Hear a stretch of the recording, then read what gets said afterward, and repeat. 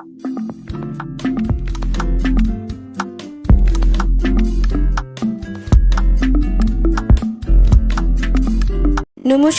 আমি শ্রীমান্তিকা। আমি আবার নতুন রান্না নিয়ে চলে এসেছি। আজকের রান্নার নাম হলো ম্যাগি পকোড়া। আমি এখানে নিয়ে নিয়েছি আদা পেস্ট, রসুন পেস্ট, একটা ক্যাপসিকাম কুচি, দুটো টমেটো কুচি, তিনটে পেঁয়াজ কুচি, 4-5টা কাঁচা লঙ্কা কুচি, দুটো ডিম, ধনেপাতা কুচি, কড়াইশুঁটি, বাদাম, দুটো ম্যাগি আর সঙ্গে ম্যাগি মশলা। এই নিয়ে আজকে আমার রান্না ম্যাগি পকোড়া। তো সঙ্গে থাকুন, দেখতে থাকুন। দেখতে দেখতে আমার চ্যানেলটাকে সাবস্ক্রাইব, লাইক, শেয়ার করতে ভুলবেন না। প্রথমে আমি ম্যাগিগুলোকে ছোট ছোট করে ভেঙে নেব, ঠিক এইভাবে। আর এর সঙ্গে নিয়ে নিয়েছি 100 গ্রামের মতো বেসন আর 100 গ্রামের মতো কর্নফ্লাওয়ার। প্রথমে আমি ইন্ডাকশন ওভেনটা জ্বালিয়ে এর মধ্যে পরিমাণ মতো জল দিয়ে দেবো। একটু ম্যাগিটাকে হালকা করে সিদ্ধ করে নেব। জল দিয়ে দিয়েছি, জলটা গরম হওয়া অবধি অপেক্ষা করতে হবে। জল গরম হয়ে গেছে, এখন ম্যাগিটা দিয়ে দেব। খুন্তি দিয়ে নাড়াচাড়া করে ম্যাগিটাকে হালকা করে সিদ্ধ করে নেব। এর মধ্যে অনেক ম্যাগি বড় আছে, যেরকম এই ম্যাগিটা, একে একটু খুন্তি দিয়ে ভেঙে দেব।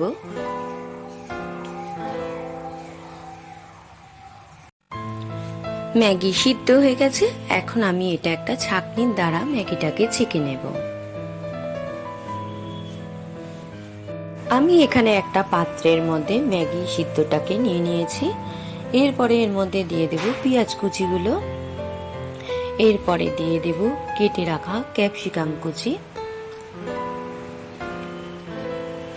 এরপরে দিয়ে দেব টমেটো কুচি,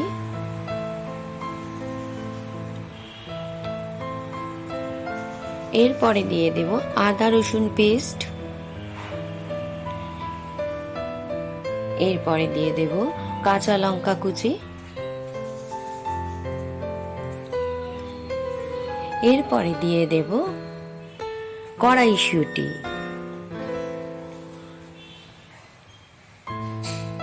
এরপরে দিয়ে দেব বাদামগুলোকে আগেই গুঁড়িয়ে নিয়েছিলাম, সেই বাদামগুলোকে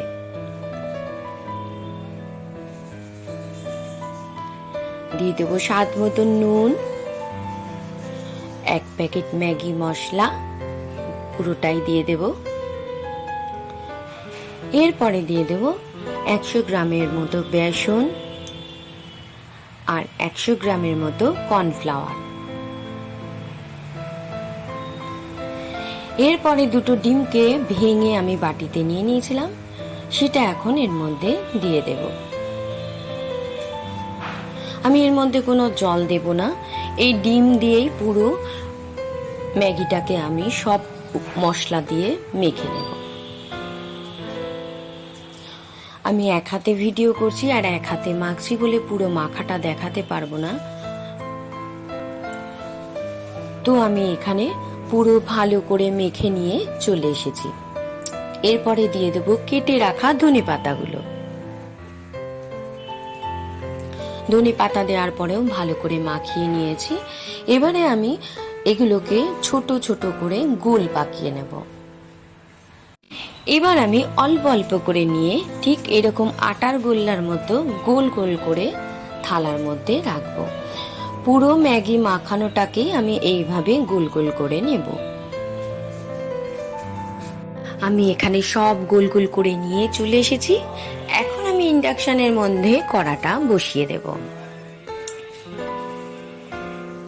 কড়া বসিয়ে দিয়েছি, এর মধ্যে এখন দিয়ে দেব 200 গ্রামের মতো সাদা তেল।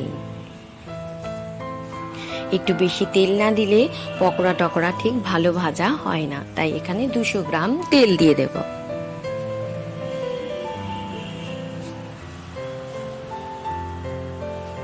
তেলটা গরম হওয়া অবধি অপেক্ষা করতে হবে। তেলটা গরম হয়ে গেছে, তবে হ্যাঁ, প্রথমে বলে দিই, এটা ধিমে আঁচে ভাজতে হবে। খুব বেশি জোরে আঁচে ভাজলে বড়াটা পুড়ে যাবে, ভিতরটা হবে না, তাই ধিমে আঁচে ভাজতে হবে। আমি এখন একটা একটা করে পকোড়া ছেড়ে দেব।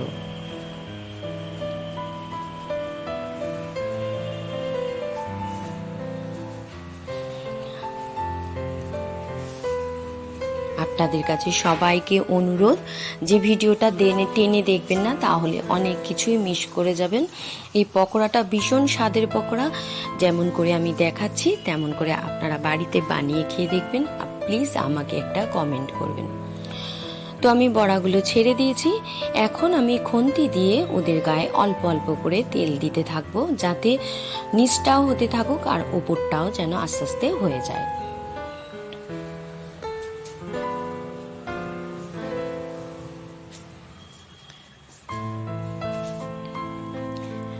এক দিকটা হয়ে গেছে, এবার আমি আর এক দিকটা উল্টে দিচ্ছি।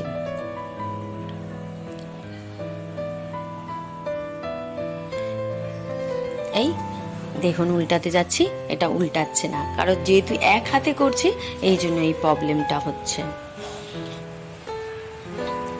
সবগুলোকে এইভাবে আমি উল্টে দিচ্ছি। একটা খুব সুন্দর পকোড়া পকোড়া গন্ধ বেরিয়েছে।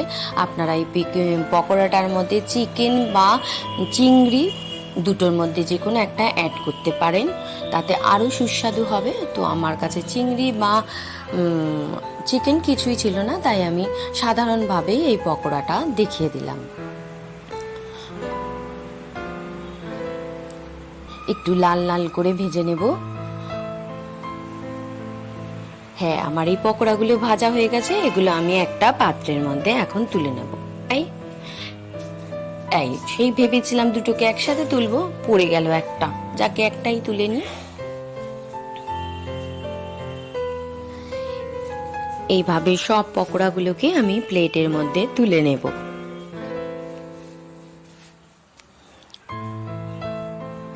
তুলে নিয়েছি পকোড়াগুলো, আবার আমি আরেকবার ভেজে দেখিয়ে দেব। একটা একটা করে পকোড়াগুলোকে ছেড়ে দেব। দারুণ, বিশ্বাসই করবেন না, এত সুন্দর গন্ধ বেরিয়েছে, মানে জিভে লাল চলে আসছে, কখন খাবো কখন খাবো। অতি দুর্ধর্ষ খেতে হয়, বাড়িতে বানিয়ে আপনারা অবশ্যই করে খেয়ে দেখবেন।